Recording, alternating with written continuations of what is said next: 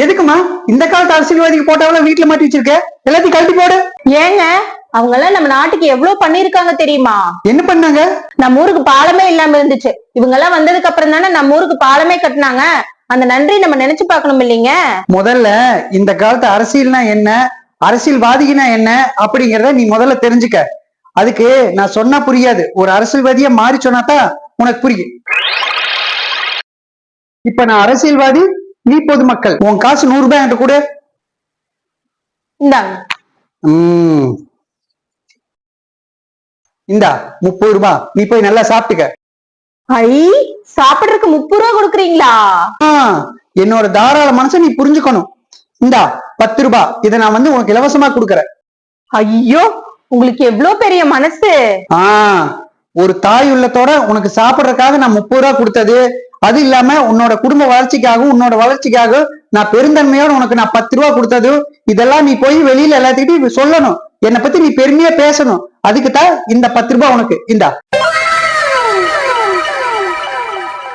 மீதி 50 ரூபா? அந்த கேள்வியெல்லாம் நீ கேட்க கூடாது. இந்த 50 ரூபாய் என்னோட குடும்ப வளர்ச்சி. அப்போ ரோடு போட பாலம் கட்டவெல்லாம் காசு? அதுக்குத்தான் நம்ம நாட்டு அடமானம் வச்சு வங்கியில கடன் வாங்குவோம். கடன் வாங்கணுமா? உதாரணத்துக்கு ஒரு 1000 கோடி ரூபாய் வங்கியில கடன் வாங்கணும் அப்படின்னா அதுல 40% நான் எடுத்துக்குவேன். அதாவது 400 கோடி ரூபாய் நான் எடுத்துக்குவேன். இது எழுதப்படாத சட்டம். மீதி 600 கோடி பெரிய பாலம் கட்ட கொடுத்தாலுமே எல்லாரோட பாக்கெட்டும் நம்பி கடைசியில 60 கோடி ரூபாய் தான் பாலம் கட்ட போய் சேரு. 60 கோடியில பாலம் கட்டினா எப்படிங்க பால தரமா இருக்கும்? அதை பத்தி எல்லாம் எங்களுக்கு கவலையே இல்ல. பாலம் இடிஞ்சுருந்தா என்ன, யாரு செத்தா எங்களுக்கு என்ன? ஆமா, அத்தனை கோடி பணத்தை என்னதான் பண்ணுவீங்க? சரி, இந்த கேள்வியெல்லாம் நீ கேட்க கூடாது. நான் தாராள மனசோட உனக்கு 30 ரூபாய் கொடுத்தது, உன்னோட வளர்ச்சிக்காக 10 ரூபாய் இலவசமா கொடுத்தது, நாங்க இப்படி பாலம் கட்டினது, இதை எல்லாமே நீ சோசியல் மீடியாவிலையும் மக்கள்கிட்டையும் விளம்பரமா போய் சொல்லணும். என்னை பத்தி பெருமையா சொல்லணும். புரியுதா? குறுக்கு கேள்வியெல்லாம் நீ கேட்க கூடாது. இதுதான் உங்களோட வேலை. பாத்தியா, இதுதான் இன்னைக்கு அரசியலும் அரசியல்வாதிகளும்.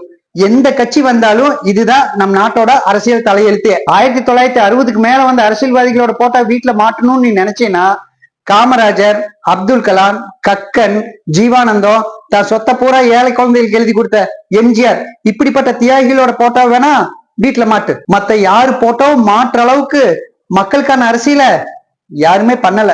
எல்லா தொழிலையுமே வேலை கொடுக்கறவன் வசதியா இருப்பான், ஆனா வேலை செய்யறவன் ரொம்ப கஷ்டப்படுவா. ஆனா அரசியல்ல மட்டும்தான் வேலை செய்யறவன் பல கோடிக்கு அதிபதியாகி வசதியா இருப்பான்.